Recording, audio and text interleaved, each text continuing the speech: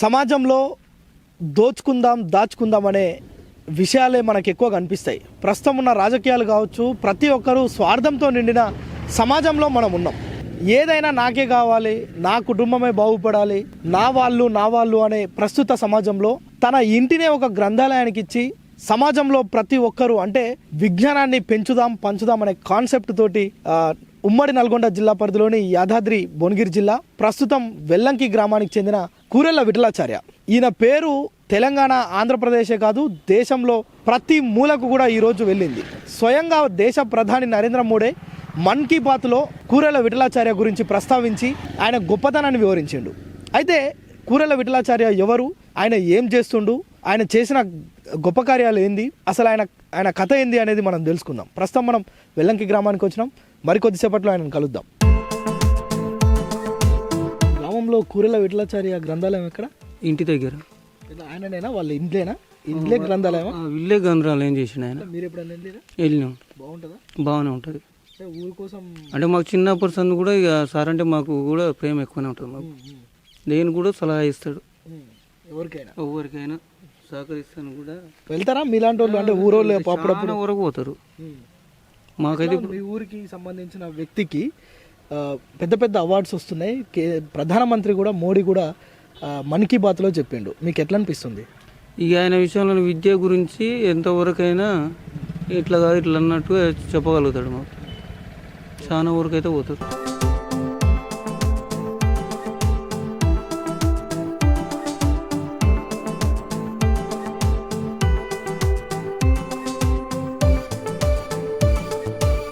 So మనం వెల్లంకి గ్రామానికి వచ్చినాం. ముందుగా మనం చెప్పుకున్నట్లుగా తన ఇంటినే గ్రంథాలయంగా మార్చిన కూరెళ్ల విఠలాచార్య తన నివాసానికి వచ్చినాం.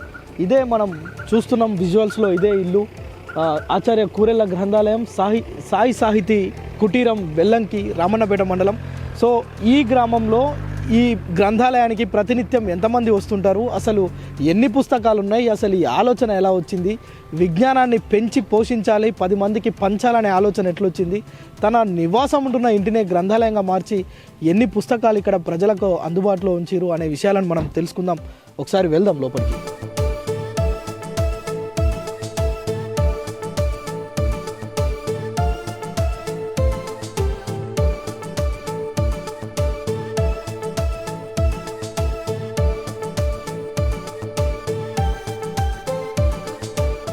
ఇదే ఇప్పుడు మనం ఈ గ్రామానికి వచ్చినాం. వెల్లంకి గ్రామానికి మనం ఇంతసేపు చెప్పుకున్న ఇల్లునే గ్రంథాలయంగా మార్చిన ఆ స్పాట్కి వచ్చినాం. ఇదే ఆ ఇల్లు, ఆ గ్రంథాలయం. మనం చూడవచ్చు పూర్తిగా అంటే తెలుగు సాహిత్యానికి సంబంధించిన పుస్తకాలు దాదాపు ఇందులో 2 లక్షల పుస్తకాలు ఉన్నాయని ఇక్కడ గ్రంథపాలకులు అదేవిధంగా విఠలాచార్య గారు చెప్తున్న పరిస్థితి. అయితే ఇక్కడ ఎన్ని పుస్తకాలు ఉన్నాయో ఈ గ్రామాలతో పాటు PhD స్కాలర్స్ ఎవరైతే ఉన్నారో వీటన్నిటినీ చదివేందుకు, వీటిపైన అధ్యాయాలు చేసేందుకు కూడా ఇక్కడికి వస్తుంటారని చెప్తున్నారు. అయితే మనం ఇక్కడ ఎన్ని రకాల పుస్తకాలు ఉన్నాయంటే దాదాపుగా 2 లక్షల కంటే ఎక్కువైన పుస్తకాలు ఇక్కడ అందుబాటులో ఉంచారు. అంటే మనం ఈ హాల్లో పూర్తిగా మనం ఇక్కడ అన్ని కేటగిరీస్ వైజ్గా మనకు డివైడ్ చేసి పెట్టారు. తెలుగు సాహిత్యానికి సంబంధించిన ఇది మొత్తం. అదేవిధంగా ఇటు సైడ్ కనుక చూస్తే ప్రామాణిక గ్రంథాలు, పరిశోధన గ్రంథాలు, పద్య కవిత, గద్య కవిత, అదేవిధంగా అంటే ఒక్కొక్క కేటగిరీకి సంబంధించిన అనేక రకాల పుస్తకాలు ఒక అంశానికి సంబంధించి 100 పుస్తకాలు ఇక్కడ అందుబాటులో ఉంచారు. తెలుగు సాహిత్యం ఇవన్నీ, ఇది ఆధ్యాత్మికానికి సంబంధించిన ఈ పూర్తిగా ఆధ్యాత్మికానికి సంబంధించిన పుస్తకాలు ఇక్కడ ప్రత్యేక సంచికలు. రామకృష్ణ వివేకానంద బాబా సాహిత్యం, అదేవిధంగా రామకృష్ణ స్వామి వివేకానంద సాహిత్యం ప్రత్యేక సంచికలు. ఇలా ప్రతి కేటగిరీకి సంబంధించిన పుస్తకాలను ఇక్కడ డివైడ్ చేసి పెట్టారు. మనం పైన చూస్తే విఠలాచార్య గారికి వచ్చిన అవార్డుల మనం అంటే సంఖ్యను ఇక్కడ లెక్క పెట్టడం సరికాదేమో.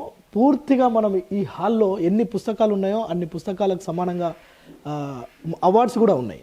అంటే రాష్ట్ర ప్రభుత్వం ఇచ్చిన అవార్డులతో పాటు కేంద్ర ప్రభుత్వం, అదేవిధంగా స్థానికంగా ఆయన చేసిన రచనలు అయితే ఏంటి, ఆయన రాసిన పుస్తకాలు అయితే ఏంటి, వీటన్నికి సంబంధించిన అనేకమైన అవార్డులు మనం ఇక్కడ చూడవచ్చు. ఇక్కడ నుంచి మనం ప్రత్యేక సంచికల దగ్గర నుంచి కనుక ఇటు పక్కకు వస్తే ఇటు హిస్టరీకి సంబంధించిన పుస్తకాలు ఇక్కడ ఉన్నాయి. ఇది మొత్తం పూర్తిగా హిస్టరీ. గతంలో ఇక్కడ కలెక్టర్ ముక్తేశ్వరరావు గారి చేతుల మీదుగా అవార్డు అందుకుంటున్నట్లుగా మనకి ఇక్కడ మెమొంటో ఇక్కడ మనం చూస్తున్నాం. చరిత్ర, అదేవిధంగా జీవిత చరిత్రలు, పోటీ పరీక్షలకు సంబంధించిన పుస్తకాలు ఇక్కడ, బాల సాహిత్యం, వైద్యం, విజ్ఞానం, ఇలా పూర్తిగా మనం ఎన్ని రకాల కేటగిరీస్కి సంబంధించిన పుస్తకాలు అంటే దాదాపు 2 లక్షల పుస్తకాలు అంటే వీటి గురించి చెప్పడానికే గంటలు పడుతుంది. ఇన్ని రకాల పుస్తకాలను ఇక్కడ ఏర్పాటు చేసి ఈ గ్రామానికే కాదు రాష్ట్ర వ్యాప్తంగా కూడా స్కాలర్స్ ఇక్కడికి వచ్చి ఈ పుస్తకాలపైన పరిశోధనలు చేస్తున్న పరిస్థితి. వారి సతీమణి వారి ఫోటో మనం ఇక్కడ వీటితో పాటు అవార్డులో వారికి వచ్చిన ఈ పుస్తకాలు ఈ మొత్తం అంటే ఇదంతా పూర్తిగా ఒక జ్ఞాన భండారం అని చెప్పుకోవచ్చు. జ్ఞాన భండారం అంటే ఇంత పుస్తకాలు, నవలలు, కథలు, అంటే పిల్లలు వచ్చినా కానీ, స్కూల్ పిల్లలు వచ్చినా కానీ వీటిని ఇక్కడ ఏదో ఒక పుస్తకం టైంపాస్కి కూడా ఒక పుస్తకం తీసుకొని చదివితే వారికి ఏదో ఒక విజ్ఞానం వచ్చే విధంగా మనం ఇక్కడ ఏర్పాటు చేయడం అయితే చూస్తున్నాం. ఒకసారి మనం మహాభారతం, రామాయణం, సంపుటలు, సర్వస్వాలు, అనేకమైన పుస్తకాలు ఇక్కడ మనం చూస్తున్నాం. దాదాపు చూడవచ్చు రామాయణానికి సంబంధించిన దాదాపు ఎన్నో వందల పుస్తకాలు ఇక్కడ అందుబాటులో ఉంచారు. అయితే ఇలా అనేక అంశాలు ఇక్కడ పొందుపరిచి ఉన్నాయి. ఇక ప్రధానమంత్రి నరేంద్ర మోడీ గారి నుంచి వచ్చిన ఒక అవార్డుకు సంబంధించి మనం ఈ ఫ్రేమ్ చూడవచ్చు. ఇలా చెప్పుకుంటూ పోతే కొన్ని గంటల పాటు ఈ గ్రంథాలయానికి సంబంధించి మనం చెప్పొచ్చు.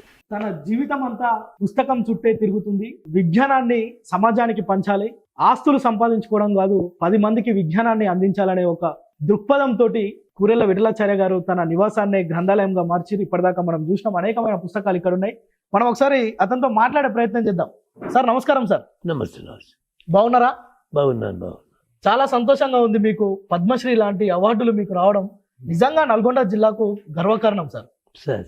సార్ అసలు ఈ ఆలోచన ఎట్లొచ్చింది సార్ మీకు? ఈ ఇంటినే గ్రంథాలయంగా మార్చాలనే ఆలోచన ఎట్లొచ్చింది? అదే ఈ లైబ్రరీ పెట్టాలనే ఆలోచన. లైబ్రరీ కన్నా ముందు చిన్న చిన్న లైబ్రరీస్ పెట్టారు. ఎందుకు ఈ గ్రంథాలయాలు పెడుతున్నావు అంటే దీని వెనుక నా కష్టాలు ఎన్నో ఉన్నాయి. ఈ గ్రంథాలయం పెట్టడానికి నీ స్ఫూర్తి ఏదని ఎవరిని అడిగితే నా కష్టాలే నాకు స్ఫూర్తి. నేను నా చిన్నతనంలో చదువుకునేటప్పుడు పుస్తకాలు కొనుక్కునే స్థితి లేక పుస్తకాలు ఉన్నవాళ్ళ దగ్గర అడుక్కొని మళ్ళీ వాళ్ళు చదివే టైం వరకు ఇచ్చి నేను రాత్రి 12 గంటలకు చదువుకొని వాళ్ళకి ఇచ్చేవాడిని. ఇటువంటి కష్టాలు ఇప్పుడున్న విద్యార్థులకి కానీ పుస్తకాలు కావాలనుకునే వాళ్ళకి కానీ రాకుండా ఉండాలని ఓ గ్రంథాలయం ఓపెన్ చేశాను. ఈ గ్రంథాలయం ఓపెన్ చేయడానికి దుఃఖ కారణమే కాకుండా పల్లెటూళ్ళు చాలామంది పల్లెటూళ్ళల్లో విద్యారంగంలో, సాహిత్య రంగంలో, వ్యవసాయ రంగంలో, రాజకీయ రంగంలో, తర్వాత వ్యావహారిక రంగంలో ఒక స్థాయికి చేరిన తర్వాత అంటే విద్యాధికులు, ధనాధికులు, రిటైర్ అయిన ఉద్యోగం చేస్తున్న వాళ్ళు అందరూ కూడా మహానగరం హైదరాబాద్లోనే ఉన్నారు. పల్లెటూళ్ళని విడిచిపెట్టి పల్లెటూరు వదిలిపెట్టిపోతున్నారు. పల్లెటూరు బోసిపోయినాయి. అటువంటి పల్లెటూళ్ళని చైతన్యపరచాలనే లక్ష్యంతో నేను పల్లెటూరులోనే ఉంటాను. నా జీవితం అంతా పల్లెటూరులోనే చదువుకున్నాను, పల్లెటూరులోనే చదువు చెప్పాను, పల్లెటూరులో వీరమణి చేశాను, పదవి వీరమణి చేశాను. ఇప్పటికి పల్లెటూరులోనే ఉన్నాను. నేను చేసే ప్రతి పని పల్లెటూరుకు సంబంధించి. ఎందుకంటే పల్లెటూరు నా దైవతం. పల్లియే నాకు దైవతము ప్రాణం అని నా సాహిత్యంలో చెప్పుకున్నాను. కాబట్టి అటువంటి పల్లెటూరు చైతన్యం కావడానికి చిన్న పత్రికలు పెట్టాను, స్కూల్స్ పెట్టాను. భారతల పేరు మీద అక్షరకళా భారతి, మిత్రభారతి, భువనభారతి, ఆత్మీయ భారతి, రకరకాల భారతులు పెట్టి ఆర్గనైజేషన్స్ పెట్టి దాని ద్వారా కొంత విజ్ఞానాన్ని చెప్పి కొంత చైతన్యానికి కారణమైంది. ఈ విధంగా చేస్తూ ఇవన్నీ ఎందుకు ఊళ్ళో మారుమూలలో ఒక మహాగ్రంథాలయం పెట్టాలని ఈ గ్రంథాలయం పెట్టాను. ఈ గ్రంథాలయం పెట్టినందుకు పుస్తకాలు ఉన్న పెద్దవాళ్ళు అయిన తర్వాత ఈ పుస్తకాలు ఎక్కడ పోతాయేమని మాకు పుస్తకాలు 1000 పుస్తకాలు ఇచ్చారు. వాళ్ళందరూ పుస్తకాలు ఇస్తేనే 5000తో ప్రారంభమైన ఈ గ్రంథాలయం ఇప్పుడు 2 లక్షల పైచీలకు పుస్తకాలు అయ్యాయి. 2014లో చిరంజీవులు కలెక్టర్ గారు దీన్ని ఓపెన్ చేశారు. అప్పుడు 5000 పుస్తకాలు నా సొంత పుస్తకాలు, ఇప్పుడు 5 లక్షల పుస్తకాలు. ఈ 5 లక్షల పుస్తకాలకు రూపం ఇవ్వడానికి అంటే సబ్జెక్ట్ వారీగా అంటే కథలు, నవలలు, తర్వాత జీవిత చరిత్రలు, రామాయణం, భారతం, భాగవతం ఈ విధంగా స్టార్టింగ్ చేయడానికి నేను మా మా లైబ్రేరియన్, మా గ్రంథపాలకుడు తాటిపావల స్వామి, మా పిల్లలు అందరు కలుసుకొని మొత్తం మీద ఈ రూపం తీసుకొచ్చాం. 1,00,000 పుస్తకాలు మాత్రమే కింద వేసాం, కింద అడ్జస్ట్ చేసాం. ఇంకా 1,00,000 పుస్తకాలు పైన ఉన్నాయి. దానికి నా శిష్యుడు ముఖ్యంగా హైకోర్టు జడ్జి లక్ష్మణ్ గారని ఉన్నారు. ఆయన భారవంత భుజాల మీద వేసుకొని ఆ బిల్డింగ్ నిర్మాణం చేయించాడు. రేపు 19వ తారీఖు నాడు కలెక్టర్ గారు వచ్చి కింది భవనం దీన్ని, పై భవనం దాన్ని, అక్కడ జడ్జి గారు పై భవనం ఓపెన్ చేస్తాడు. ఈ కింద ఉన్నటువంటి బిల్డింగ్ ఏమో ఈ మన గవర్నర్ గారు ఓపెన్ చేస్తారు. ఏది ఏమైనా నా కష్టాలే నాకు స్ఫూర్తితో ఎదుటివాడు పుస్తకాలకు బాధపడకుండా ఉండాలని మారుమూరులో ఈ గ్రంథాలయం పెట్టడం జరిగింది. సార్ అంటే మీరు చిన్నతనం నుంచి పుస్తకాలు, రచనలు వీటి మీద ఇంట్రెస్ట్ ఉండేనా సార్? చాలా ఇంట్రెస్ట్ ఉండేది సార్. ఎందుకంటే నేను 7వ తరగతిలో ఉన్నప్పుడే మా తాతగారి మీద శృతి కావ్యాలు రాశాను. ఎక్కడ ఏ పుస్తకం దొరకని, ఎక్కడ ఏ కాగితం దొరకని దాన్ని దాచిపెట్టుకునేవాడిని. ఆ దాచిపెట్టుకునే ఇప్పుడు 100 సంవత్సరాల పేపర్లు ఉన్నాయి నా దగ్గర. అప్పుడు అవన్నీ కూడబెట్టుకునే, అవన్నీ సమకూర్చుకున్న పుస్తకాలే 5,000 పుస్తకాలతో ప్రారంభం చేశాను. నా చిన్నతనం నుంచి నాకు ఛందస్సు పద్యం ఎట్లా రాయాలో తెలియకుండా పద్యాలు రాశాను. అది ఇట్లా పద్యం, ఈ ఛందస్సు ఇవన్నీ తెలియకపోయేది. దాంతో నేనే ఆ స్టైల్ బట్టి రాసుకునేవాడిని. అదే ఇప్పుడు ఆనాడు రాసిన పద్యాలను నేనే చూసుకొని ఆశ్చర్యపడతాను. ఇప్పుడు ఛందోబద్ధంగా చాలా గ్రంథాలు రాశాను. సరే, ఇప్పుడు మీరు చదువుకునేటప్పుడు అనేక కష్ట నష్టాలు ఓర్చిన అని చెప్పారు. ఇన్ని కష్టాలలో ఎంతవరకు చదివారు సార్ మీరు? మీ విద్య ఎంతవరకు? నేను ఒక స్కూల్లో బెంచీల మీద కూర్చొని చదువుకున్న క్వాలిఫికేషన్ ఏంటంటే ఒక 10th క్లాస్ భువనగిరిలో చదువుకున్నాను. అంటే ఇదే రవణపేట 4, 5, 6, 7 వరకు ఇక్కడ చదువుకున్నాను. ఇక్కడి నుంచి నాకు భోజన వసతి లేక భువనగిరిలో విశ్వకర్మలు తీసుకెళ్ళి నాకు ఒక వసతి కల్పించారు. కొంతమంది ఇండ్లను చూపించారు. ఆదివారం ఆ ఇళ్లలో బియ్యం తీసుకొచ్చుకొని ఆ రూమ్లో వేసుకొని వండుకొని నేను ఇంకా కొంతమంది మిత్రులు కలిసి వండుకునేవాళ్ళు. ఆనాడు విశ్వకర్మ హాస్టల్. అందుకొరికి ఆనాడు మాకు భిక్ష ఏ తల్లి పెట్టిందో, ఏ జనని భిక్ష పెట్టి దీవించినాదో, ఏ ఉదాన్యుడు దీవెనలిచ్చినాడు, భువనగిరి విశ్వకర్మల పుణ్యఫలము సకల సకల సకల శుభముల జీవనము కలిగి అని పద్యం చెప్పుకున్నాను. అంటే ఏ తల్లి మాకు ఏ భిక్ష పెట్టిందో దాని ప్రభావం వల్ల ఇంతవరకు ఎదిగినాను. అంటే పెద్దల ఆశీర్వాదం, స్నేహితుల శుభాకాంక్షలు, వాళ్ళందరి వల్లనే ఈ అవార్డ్స్ అన్నీ వచ్చినాయి. ఇప్పుడు ఈ అవార్డు వచ్చింది, పద్మశ్రీ అవార్డు వచ్చింది. ఆ అవార్డు అయినా ఇంకా తీసుకోలేదు, ప్రకటన మాత్రమే వచ్చింది. అవును సార్. ఇప్పుడు అనేక సేవా కార్యక్రమాలు కూడా చేసారు మీరు. సామాజిక సేవా కార్యక్రమాలు కూడా. అంటే మీరు ఉపాధ్యాయుడిగా ఉండి కూడా ఇలాంటి సేవా కార్యక్రమాలు చేయాలనే ఆలోచన ఎట్లా వచ్చింది సార్? అంటే అన్నిటికీ నేను అనుభవించిన కష్టాలే. ఒకటి గ్రంథాలయ ఉద్యమం, ఒకటి గ్రంథాలయ నిర్వహణ, గ్రంథాలయం పెట్టి చేశాను. దీనికి తోడుగా ఉద్యమాలు చేశాను. ఏ ఉద్యమం? ఊళ్ళల్లో చదువురాని వాడు, మా కాలం 1950 ఇప్పుడంటే అందరికి చదువు వచ్చింది, కానీ ఆ కాలం వాళ్ళకి చదువు ఎక్కడిది? వాళ్ళు చదువురాని వాళ్ళు 80 ఏళ్ళ వృద్ధుడు ఒకవేళ నా దగ్గరికి వస్తే, నువ్వు నా దగ్గరికి వచ్చినప్పుడు నా స్నేహం చేసినప్పుడు నీకు లాభం జరగాలని ఒక సంతకం నేర్పేది. చచ్చే ముందు సంతకమన్నా నేర్చుకోండి అని సంతకం మాత్రం నేర్పాను. ఒక చిన్న ఊళ్ళో, ఒడాయిగూడెం అని చిన్న ఊళ్ళో నేను ఉద్యోగం చేసినప్పుడు కోడయ్య, కాడయ్య, కోల యాదగిరి, తర్వాత నీలం లక్ష్మయ్య వీళ్ళందరూ పెద్ద మనుషులు. ఆ పెద్ద మనుషులకు అప్పుడు 78 ఏళ్ళు ఉంటాయి. వాళ్ళకి సంతకం నేర్పాను. సచ్చే ముందు సంతకమన్నా నేర్చుకోండి అని నినాదం మీద. ఈ నినాదం ముఖ్యమంత్రి చంద్రబాబు మీద చాలా ప్రభావం చేసింది. నేను 1960లో లిటరసీ మూమెంట్, అక్షరాస్యత ఉద్యమం చేశాను.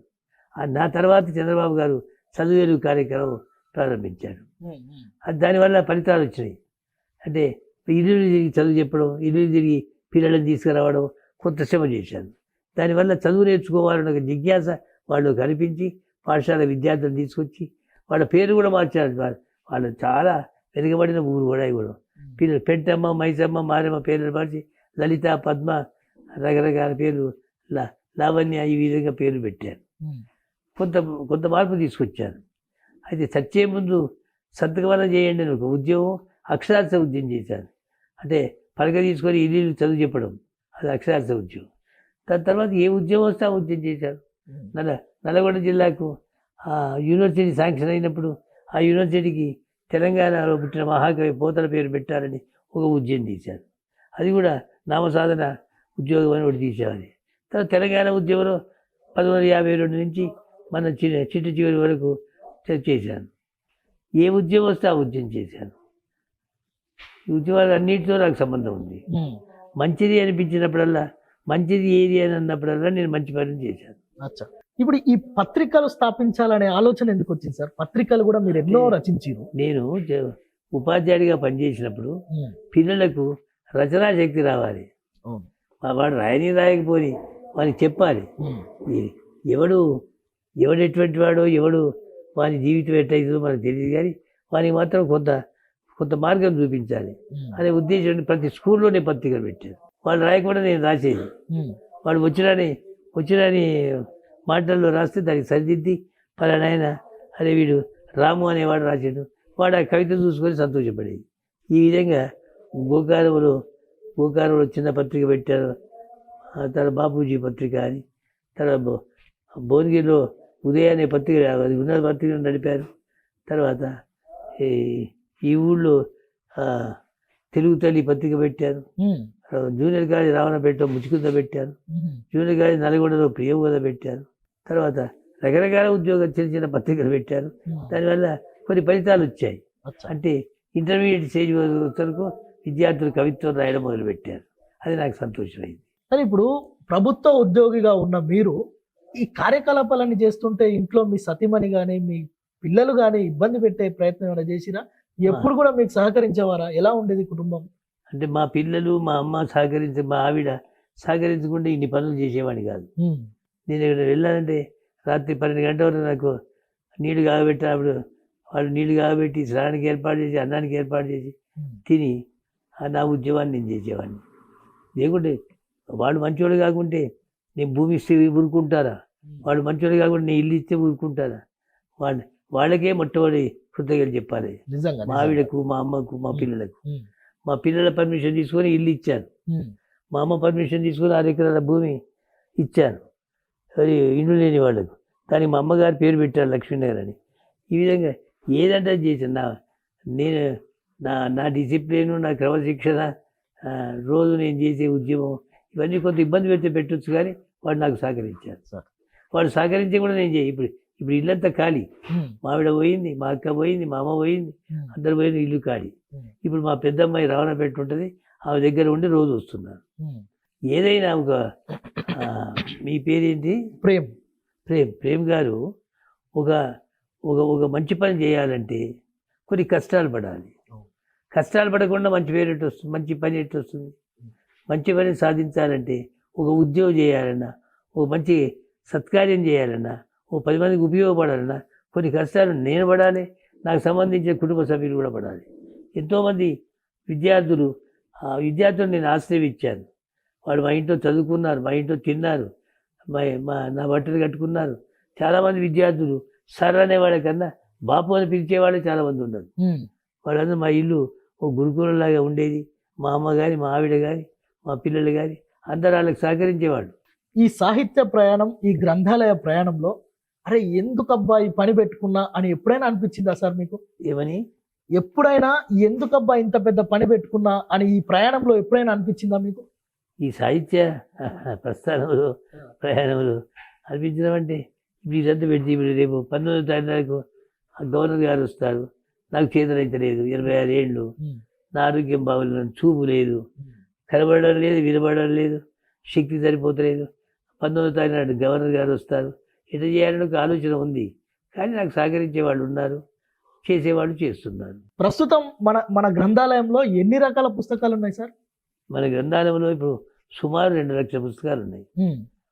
ఈ 2 లక్షల పుస్తకాల మీదనే మన ప్రధానమంత్రి గౌరవనీయులు నరేంద్ర మోడీ గారు చాలా గొప్పగా మాట్లాడారు. చాలా గొప్పగా మాట్లాడారు. నా వయసు గురించి కూడా మాట్లాడారు. ఆయనకి 84 ఏళ్ళు. ఇక పని చూసి మనం నేర్చుకోవాలి.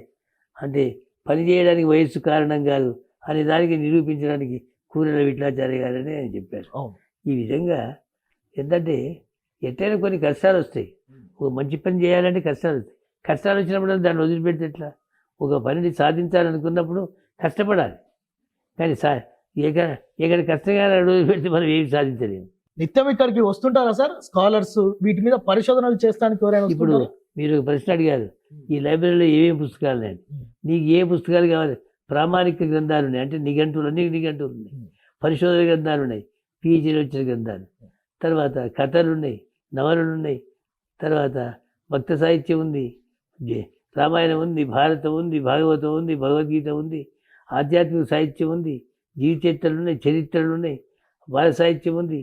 తర్వాత పోటీ పరీక్షలు కావాల్సిన సాహిత్యం ఉంది. వీలైనంత వరకు అందరికీ ఉపయోగపడే సాహిత్యం ఉంది మన లైబ్రరీలో ఉంది. సార్ ఎక్కడెక్కడో ఉపయోగించుకుంటున్నారు. ఎంతోమంది రీసెర్చ్ స్కాలర్స్, పరిశోధన చేసేవాళ్ళు ఈ గ్రంథాన్ని ఉపయోగించుకొని సుమారు 11-12 మందికి డాక్టరేట్స్ వచ్చినాయి. తర్వాత ఒకవైపు ఈ పుస్తకాలు చదివించడం కాక మరొకవైపు ఊళ్ళల్లో గ్రంథాలయం పెట్టడం. అంటే ఎవరైనా నేను గ్రంథాలయం పెడతా అంటే అతను 100 పుస్తకాలు ఇచ్చి నేనే ఆ ఊరికి వచ్చి దాన్ని ఓపెన్ చేసేవాడిని. ఈ విధంగా అంటే గ్రంథాలయ ఉద్యమం ద్వారానేమో గ్రంథాలు నెలకొల్పడం, గ్రంథాలయ నిర్వహణలేమో పుస్తకాలు అడిగిన వాడికి ఇవ్వడం, ఇచ్చి వాళ్ళకి కావాల్సిన కొంచెం డైరెక్షన్స్ కూడా ఇచ్చి ఉత్సాహపరచడం. ఎట్లా సమకూర్చారు సార్ ఇవన్నీ? మీరు అంటే ఒక టీచర్గా మీరు ఒక 5,000 పుస్తకాలతోటి ప్రారంభించిన తర్వాత ఈరోజు 2 లక్షల పుస్తకాలు అయినాయి. అవును. అంటే మీకు వచ్చే ఆదాయంతోనే వీటన్నిటిని చేశారా? ఇతరులు సహకరించారా? అంటే అన్నిటికన్నా ముఖ్యం నా మీద ఉన్న అభిమానం. అంటే కొంతమంది వాటి ఇళ్ళలో వేరే పుస్తకాలు ఉన్నాయి. ఆ పుస్తకాలు మేము పోయిన తర్వాత ఏమైంది కానీ నాకు ఇప్పుడు ద్వానాశాస్త్రి గారని, ద్వానాశాస్త్రి బ్లాక్ అని పేరు పెట్టాను. ఆయన చచ్చిపోయే ముందు మొత్తం పుస్తకాలు, ఇంట్లో 1-2 పుస్తకాలు లేకుండా కూడా మొత్తం ఇచ్చాడు నాకు. ఇంకా 4-5 పుస్తకాలు మిగిలితే కొడుకు కోడలు ఆ పుస్తకాలు తీసుకొచ్చి నాకు బట్టలు పెట్టి నా ఆశీర్వాదం తీసుకొని పోయిండు. ఇక్కడ కోడూరు పుల్లారెడ్డి గారని రాయలసీమ ఆయన దగ్గర ఉన్న పుస్తకాలు ఇప్పటికీ పంపుతూనే ఉంటాడు. ఈ విధంగా ఎంతోమంది పుస్తకాలు ఇచ్చారు. ఎంతోమంది కవులు, కవయిత్రులు, రచయిత్రులు, పండితులు, విమర్శకులు, వాడి దగ్గర ఉన్న పుస్తకాలు మొత్తం ఇచ్చారు మాకు. దీనికి ప్రతి నెల ఎంత ఖర్చు అవుతుంది సార్ మెయింటెనెన్స్ కోసం? అంటే ఇప్పుడు చాలా నా పెన్షన్ అంతా దీన్ని పెడతాను. ఇంత అని నేను చెప్పలేదు కానీ ఇప్పుడు వీళ్ళకు లైబ్రేరియన్ కానీ ఇವರು కానీ వాళ్ళకి పాపం వాళ్ళకి కూడా జీవన ఉపాధి నడవాలి కదా. వాళ్ళకి వేతనాలు, అప్పుడు ఖర్చులు, ఇక్కడ పుస్తకాలు ఇస్తా అంటే మేము పుస్తకాలు తీసుకొని ట్రాన్స్పోర్ట్ ఖర్చులు, ఈ విధంగా అందరూ ట్రాన్స్పోర్ట్ పంపితే తెచ్చుకోవడము, ఇవి రకరకాల ఖర్చులు ఉంటాయి. ఈ ఖర్చు ఇంత ఉంటుందని చెప్పలేము. ఏ ఖర్చు అయినా కానీ ఈ సొంత ఆస్తి, దీనికి రూపం కల్పించాలని వెనుక ముందు లేకుండా నా పెన్షన్ అయిపోయేదాకా ప్రతి నెల ఖర్చు పెడతాను. ఇక్కడికి వచ్చి డాక్టరేట్లు చేసిన వాళ్ళు, ఇక్కడికి వచ్చి పరిశోధనలు చేసిన వాళ్ళు మళ్ళీ వస్తుంటారా? వస్తుంటారు. వాళ్ళ పరిశోధన గ్రంథాలు కూడా పలాని గ్రంథాలే మాకు ఎంతో తోడ్పడింది మేము పిహెచ్డి చేసుకోవడానికి అని జ్ఞాపకం కూడా చేసుకుంటారు. దాని మీద వ్యాసాలు కూడా వచ్చినాయి. ఎందరు ఇప్పుడు డాక్టర్ సాగర్ల సత్తయ్య అని ఒక పెద్ద వ్యాసాలు రాశాడు ఈ మధ్యకాలం. ఎందరికో దారిదీపం ఎల్లంకిలో ఉన్న గ్రంథాలయం రాశాడు ఆయన. ఈ గ్రంథాలయాన్ని చూసి చుట్టుపక్కల ఎక్కడైనా గ్రంథాలయాలు పెట్టారా సరే? 12 గ్రంథాలయాలు ఓపెన్ చేశాను నేను. మీరు ఇప్పుడు కక్కిరేడులో ఓపెన్ చేశాను, చిత్తాపురంలో ఓపెన్ చేశాను, కూరెలలో ఓపెన్ చేశాను, షాపేరులో ఓపెన్ అయింది, మొగిలిపాగలో ఓపెన్ అయింది. ఎక్కడ గ్రంథాలయం పెడతాడో అక్కడ కొన్ని పుస్తకాలు ఇచ్చి ఉత్సాహపరిచి నేను స్వయంగా అక్కడికి వెళ్ళి ఓపెన్ చేస్తాను. చాలా మంచి గొప్ప విషయం నిజంగా. మీరు ఇక్కడ పెట్టడమే కాకుండా మరికొన్ని గ్రామాలలో దీన్ని విస్తృతపరిచి అక్కడ కూడా పెట్టి విజ్ఞానాన్ని పంచాలనే ఈ ఆలోచన నిజంగా మీరు పంచడమే ఒక గొప్ప విషయం సార్ నిజంగా. సార్ ఇప్పుడు ప్రధానమంత్రి గారు మన్ కీ బాత్లో మీ గురించి చెప్పినప్పుడు ఏమనిపించింది సార్ మీకు? నిజంగా మీరు ఊహించారా అలాంటి పరిణామం ఒకటి ఎదురవుతుంది? వాస్తవంగా చాలా గొప్పగా మాట్లాడుతున్నారు. ఒక్కటి మాత్రం పల్లెటూరులో ఉన్న 70 ఏళ్ళ నుంచి సేవ చేస్తున్నాను. ఒక్కరోజు కాదు, 70 ఏళ్ళ. 70 ఏళ్ళ నుంచి పల్లెటూరులో ఉండి చేస్తున్న వల్ల ఎవరికి తెలియదు, చాలామంది తెలియదు. నగరాలలో ఏ చిన్న పని చేసినా 10 మంది తెలుస్తుంది. మీడియా వాళ్ళకి అందుబాటులో ఉంటుంది. నేను ఏ మీడియాని ఆశించలేదు, నా పని నేను చేసుకుంటూ వెళ్ళాను. అయితే ఈ విధంగా చేసింది ఎట్లా నా పని నేను చేసుకుంటుంటే ఇది ఎట్లా ప్రధానమంత్రి వరకు పోయిందో నాకు తెలియదు. మొత్తం మీద ఆయన చాలా చక్కగా మాట్లాడాడు, చాలా గొప్పగా మాట్లాడాడు. ప్రధానమంత్రి గారు మాట్లాడిన మాటలే పల్లెటూళ్ళలో నేను చేసే శ్రమకు ఊపిరి పోసినాయి. అంతవరకు దానికి ఊపిరి లేదని ఊపిరి పోసి అప్పుడు ఏదో వెల్లంకి వరకు పరిమితమైన గ్రంథాలయం, రామన్నపేట మండలం వరకు పరిమితమైన గ్రంథాలయం, యాదాద్రి భువనగిరి జిల్లా వరకు పరిమితమైన గ్రంథాలయం, ఇది జాతీయంగా అంతర్జాతీయంగా ఎదిగిపోయింది. నాకు అంతర్జాతీయంగా అవార్డ్స్ వచ్చినాయి. అమెరికా వాళ్ళు ప్రధానమంత్రి గారు మాట్లాడిన తర్వాత జూమ్ మీటింగ్ పెట్టి నాతో మాట్లాడించారు. ఆస్ట్రేలియా వాళ్ళు తోచిన ఇంత డొనేషన్ పంపించారు. ఎప్పుడైతే ఇప్పుడు నా ఉద్దేశం అని అంటాను, ఇప్పుడు ఈ పద్మశ్రీ అవార్డు వరకు వచ్చిందంటే దీనికి మూల కారణం ప్రధానమంత్రి గారు మాట్లాడిన తర్వాతనే నేను చేసిన శ్రమ ఏందో 10 మందికి తెలిసిపోయిందండి. ఈ సందర్భంగా ప్రధానమంత్రి వాజ్పేయి ఇది మన గౌరవనీయులు నరేంద్ర మోడీ గారికి నా హృదయపూర్వక ధన్యవాదాలు చెప్తున్నాను. నాకు అవార్డు ప్రకటించి సెంట్రల్ గవర్నమెంట్, రాష్ట్రపతి వీళ్ళందరికీ కూడా నా హృదయపూర్వకంగా కృతజ్ఞత తెలుపుకుంటున్నాను. రేపు 19న కూడా గవర్నర్ వస్తున్నారు. అవును. ఎట్లా అనిపిస్తుంది మీకు? గవర్నరే మిమ్మల్ని చూసుకుంటా వెల్లంకి గ్రామానికి వస్తున్నారు. ఆమెతోనే ప్రారంభం చేయాలని పెట్టుకున్నాము. వాళ్ళు ఆమె వస్తుంది, ఆ ఏర్పాట్లలోనే ఉన్నాము. అంటే పైన ఫ్లోర్ ఓపెన్ చేస్తారా? కింద ఇది కూడా ఓపెన్ కాదు ఇంకా. ఈ బిల్డింగ్ ఓపెన్ చేస్తాం, పై అంతస్తు ఓపెన్ చేస్తాం. అచ్చా, మీరు పైకి కూడా పోయి చూసిరండి. చూసి వస్తాం. చూసి మీరు తీసుకోండి. అది పెద్ద హాలు, 200 మంది పడతారు. ఎవరైనా సాహిత్యవేత్తలు పుస్తకాలు రాసిన వాళ్ళు, పుస్తక ఆవిష్కరణలు కానీ, సాహిత్య సదస్సులు కానీ, సాహిత్య గోష్ఠులు కానీ పెట్టుకోవచ్చు. వాళ్ళకి కావాల్సిన సాయం మేము చేస్తాం. మీరు మీ ప్రయాణంలో ఇప్పటి వరకు ఏదన్నా ఒక చిన్న పని, చాలా సంతృప్తినిచ్చిన పని ఒకటి చెప్పండి సార్. సంతృప్తి వచ్చానంటే నాకు ఇప్పుడు పల్లెటూరులో నేను చేస్తున్న సేవను గుర్తించి ఈ పద్మశ్రీ ప్రకటించడం నాకు కాదు, నా పల్లెను గుర్తించారు. నాకు వచ్చిన అవార్డ్స్ అన్నీ కూడా, ఇప్పుడు మీరు చూసే అవార్డ్స్ అన్నీ కూడా పల్లెటూరికే అంకితం. నాకు ఎవరైనా అవార్డు ప్రకటిస్తే అది పల్లెటూరికి అంకితం. ఏదైనా క్యాష్ అవార్డ్స్ ఇస్తే దీనికి అంకితం. నా జీవితమే దీనికి అంకితం. నాకు ఈ అవార్డు రావడమే కాకుండా ఎవరైనా 4 మంచి పుస్తకాలు ఇస్తే సంతోషపడతాను.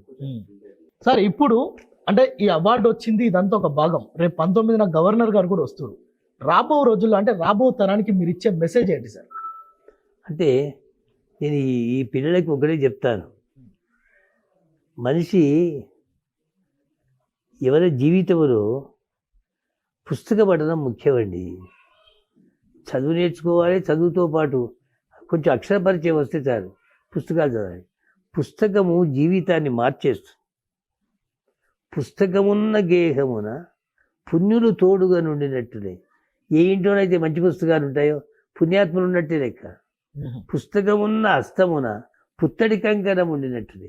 ఎవరైనా పుస్తకం పట్టుకుంటే అప్పుడే వాని యొక్క వ్యక్తిత్వం మనం తెలుస్తుంది. వాడు పుస్తకం పట్టుకుని ఇది గొప్పవాడు అనుకుంటాం మనం. పుస్తకమున్న నేస్తమున పూర్ణ గుణంబులు ఉండినట్టులే. పుస్తకమే మనస్సునకు పూర్ణతనిచ్చును విఠలేశ్వర అని నా విఠలేశ్వర శతకములో చెప్పుకున్నాను. కాబట్టి పుస్తక పఠనము తప్పకుండా చేయాలండి. దానికి పెద్ద పెద్ద డిగ్రీలు అక్కర్లేదు, పెద్ద పెద్ద పట్టాలు అక్కర్లేదు, పెద్ద డాక్టరేట్లు అక్కర్లేదు. నీకు తోచిన పుస్తకం, ఏ పుస్తకం అయినా సరే, ఒక పుస్తకం చదివితే ఆ పుస్తకం ప్రభావం నీ మీద పడితే నీ యొక్క వ్యక్తిత్వమే మారుతుంది. మహాత్మా గాంధీ ఒక చిన్న పుస్తకం, టాల్స్టాయ్ గారు రాసిన చిన్న పుస్తకం, అదేం పుస్తకం అంటే దేవుని రాజ్యం నీలోనే ఉంది. అది చిన్న పుస్తకం. ఆ చిన్న పుస్తకం తెలిసి ఆయన మహాత్ముడైనాడు. ఆయన ఇప్పటికి చెప్తాడు, నాకు టాల్స్టాయ్ రాసిన పుస్తకమే నా జీవితాన్ని మార్చిందని ఆయన చివరి వరకు చెప్పాడు. కాబట్టి పఠనం ఇప్పుడున్న యువతరాన్ని ఇచ్చే సందేశం అది. మీరు పుస్తక పఠనం బాగా చేయాలి. ఇప్పుడు పుస్తకాలు ఫోన్లలో వస్తున్నాయి, కంప్యూటర్లో వస్తున్నాయి, ఎక్కడ పడితే అక్కడ యంత్రాలలో వస్తాయి. యాంత్రిక పఠనం వేరు. ఒక సెల్లో ఏదైనా ఒక వ్యాసం రాని, ఒక కథ రాని, ఒక నవల రాని, ఈ సెల్ దాంట్లో చూసుకొని చదివడం వేరు, పుస్తకం ప్రత్యక్షంగా చూసుకోవడం చదివింది వేరు. ఈ అనుభూతి వేరు, ఆ అనుభూతి వేరు. కాబట్టి ఎవరైనా సరే రోజు ఒక 10 పేజీలైనా చదవాలి. పఠనము మనిషి యొక్క జీవితాన్ని మార్చేస్తుంది, మానవుని పరిపూర్ణ మానవుని సిద్ధం చేస్తుంది. కాబట్టి నా యువతరాన్ని నా సందేశం ఏంటంటే పుస్తక పఠనం చేయండి. చేస్తే మీ జీవితంలో చాలా మార్పు వస్తుంది. ఎందుకంటే మహానుభావులు అందరూ పుస్తకాలు చదివిన వాళ్ళే. ప్రపంచాన్ని జయించిన అలెగ్జాండర్ అని పేరు విని ఉంటారు, ప్రపంచ విజేత. ఆయన మహానుభావుడు. ఆయన చిన్న వయస్సే ఆయన ఏ దేశాన్ని ఆక్రమించుకోవడానికి దండయాత్ర చేశాడు. పోతే ఎన్ని ఆయుధాలు తీసుకుపోయేదో అని పుస్తకాలు తీసుకుపోయేది. తెలంగాణ పుస్తకాలు చదివేది పొద్దున యుద్ధం చేసి. మహానుభావులు అందరూ పుస్తకాలు చదివిన వాళ్ళే. పుస్తకం చదివితే మీ జీవితమే మార్పు వస్తుంది. నేను యువతరానికి ఒక్కటే నా సందేశం, అయ్యా మీరు పుస్తకాలు చదవండి. నీ ఇష్టం వచ్చిన పుస్తకం చదవండి. రోజు ఒక 4 పేజీలైనా చదవండి, 1 పేజీలైనా చదవండి, 1 పంక్తి అయినా చదవండి. నీ జీవితాన్ని మారుస్తుంది దాని ప్రభావం. అదే నా సందేశం. మంచి సార్, మీరు ఆరోగ్యంగా ఉండాలి, మరింత మందికి ఆదర్శంగా నిలవాలి. సో మొత్తానికి అనేక జీవితంలో పడ్డ అనేక కష్టాలు నష్టాలు ఇంకొకరు పడొద్దు. చదువుకునేటప్పుడు పుస్తకాలు లేక, నోట్ పుస్తకాలు లేక ఇతరుల దగ్గర తీసుకొని నేను ఏ విధంగా చదువుకున్నానో రాసుకున్నానో, నా రాబో తరం అలా కాకూడదు.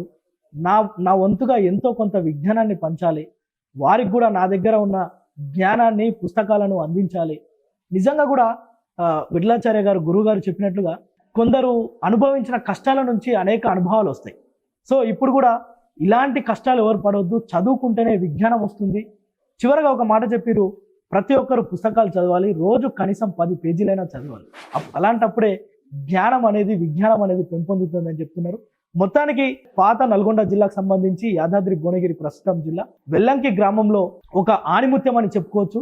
రేపు మార్చి మాసంలో పద్మశ్రీ అవార్డు కూడా వస్తుంది సెంట్రల్ గవర్నమెంట్ నుంచి. ఇదంతా నిజంగా నల్గొండ జిల్లాకే కాదు, ఈ గ్రామానికే కాదు, నల్గొండ జిల్లా తెలంగాణ రాష్ట్రానికి కూడా గర్వకారణం అని చెప్పొచ్చు. ఇది కుర్రెల విఠలాచార్య గారితో ముఖాముఖి. మీకు మీ ఛానల్ వారికి ప్రత్యేక ధన్యవాదాలు. మీరు కనీసం ఈ పల్లెటూరులో నేను చేస్తున్న సేవ 10 మందికి తెలియపరచడానికి మీరు చేస్తున్న ప్రయత్నానికి నేను కృతజ్ఞుడిని.